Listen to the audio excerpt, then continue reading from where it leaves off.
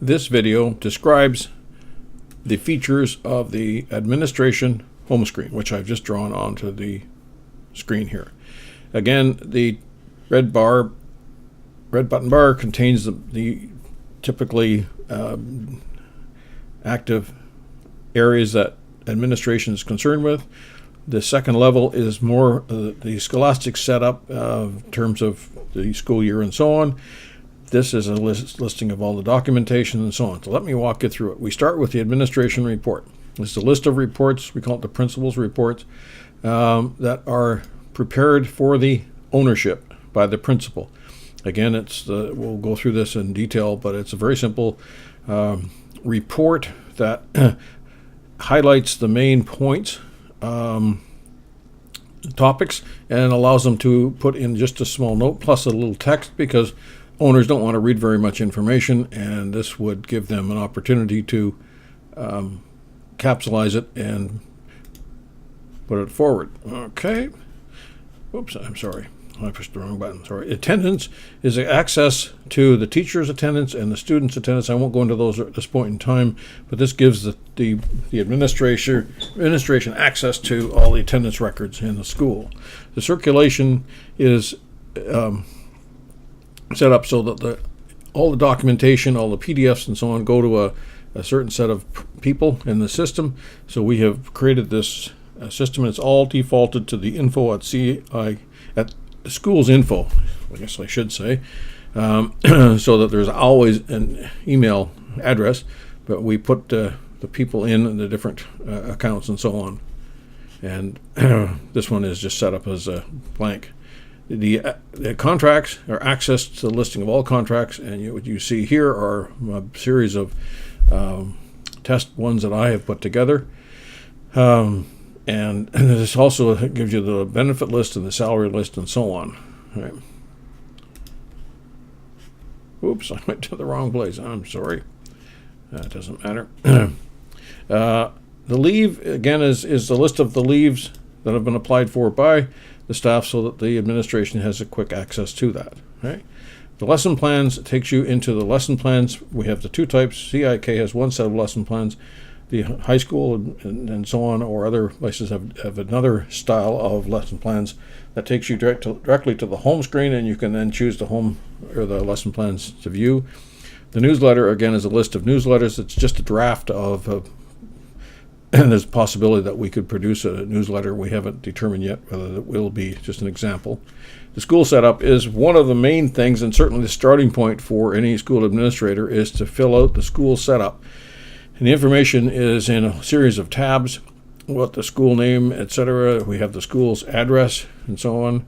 This is the terms of the year that you're into. You see we've set up here 3 terms for the upcoming school year from 2017 to 18. This is circulation. It's the same circulation list you saw a moment ago. Here we have a place where you can put in the school's motto. I know we just put in some drafts and so on that people can follow. The accreditation is inserted, and you saw that information on the homepage. This is the managers, which is the school owner, and our offshore education consultant, which is our business that looks after all this information. This is the software license. That is, so people, if you wish to read it, use it. This is, the staff don't sign this, the school agrees to this. Okay. Age by grade, again, is the same information.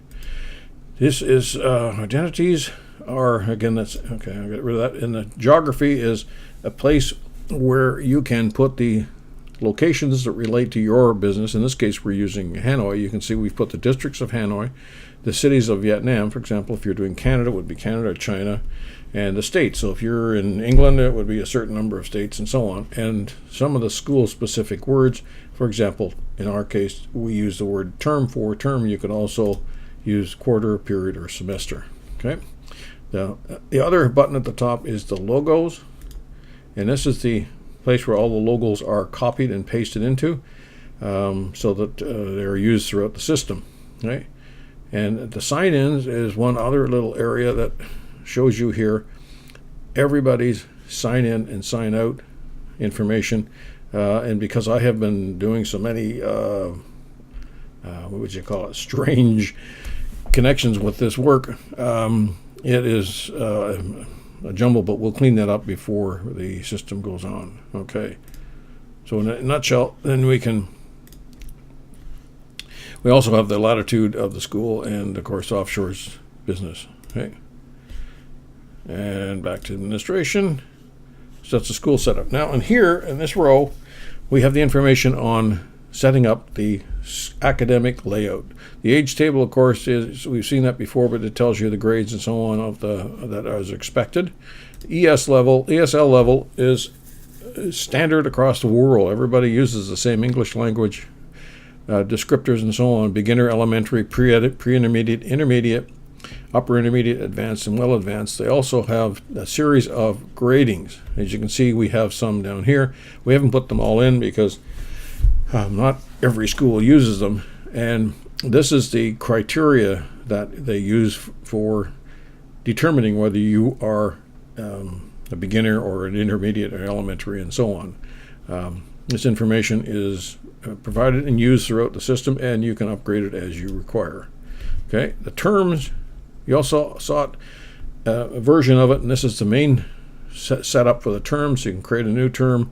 I have created these terms, but I haven't counted up the number of close days. So we actually have the Monday to Friday days are calculated based on these 2 days, the start date and the end date.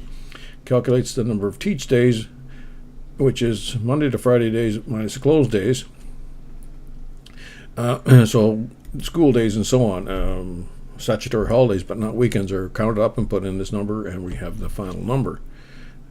Okay, and time slots. Here we've got high school time slots set up by blocks, the number, and when the start and end times, and then they're put into a couple of formats, and this is used for secondary school. Right.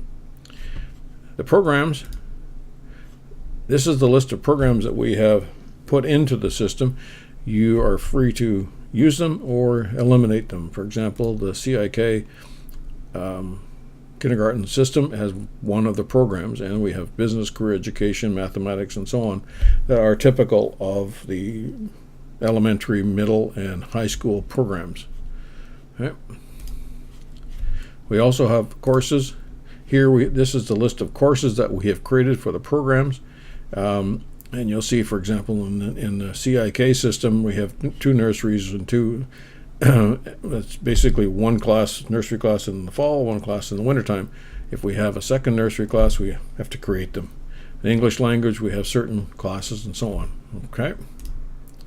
And in terms of classes, so we then take the step is that you have programs that in which courses are created, and for courses you then have classes. So it's a pyramid. The program at the top, the classes at the middle level, courses at the middle level, and classes at the system level, and that's where students are assigned to. So you might be in grade 3, but you would be in class number 1 or number 2 or number 3 for each semester. So I'm just showing you that so you have an idea what it is. This, of course, takes you then to the student list, which is the active students in the school. So you can see and access their records quickly. And the CIK timetable is specific to CIK. It's been set up not by me but by the school, and this is an old version that has not been upgraded for the new year, which they will sit down and upgrade and put in place. And lastly is a room schedule, which you may and may not use, so we can set up the room uses throughout the year. Right? And now on the green level, we have got a series of documents: accounting documents, administration documents, admissions documents, human resources, teaching documents. Now, each of those departments or divisions create their own documents. The school documents are down here under school documents. They are the ones that are common to everybody in the school, but on the accounting documents, they're accessible to the administration or the accounting people. And the same thing with administration and admissions and so on. And these are self-generated, so all you have to do as the administrator is open this up, and you'll see the list of documents, and you can then click on the PDF to look at that reports. For example, here the incident reports and so on. This is we just recently added to Schoolware, and it gives, instead of digging deep into the incident report or something, you can go to the admin reports, admin documents, and see the accident reports, and it really makes things easier for you. The policy editor is a listing of all the policies in the school, and you have the ability in this case to edit it, whereas the staff in their ability can only read this information. So when you want to read, for example, absence of staff, this is the policy. It can be edited, and you can apply it to either student or teacher, and you can make the changes as required, or then you can flip through them as well and close it out. Okay. The same thing with the Living In editor. This is the for non-Hanoi people, or non-local people, you might say. And this was in case, and this is an example, we're using Living in Vietnam, but if this was Australia or Thailand, it would be about those countries. And here's the ability to change the text and upgrade the system. All right.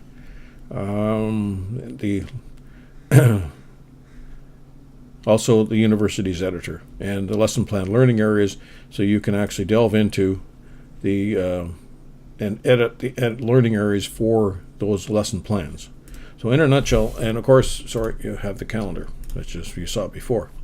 And across the bottom we have the email addresses, and here we have the common elements to the system. So that in a nutshell is the administration home.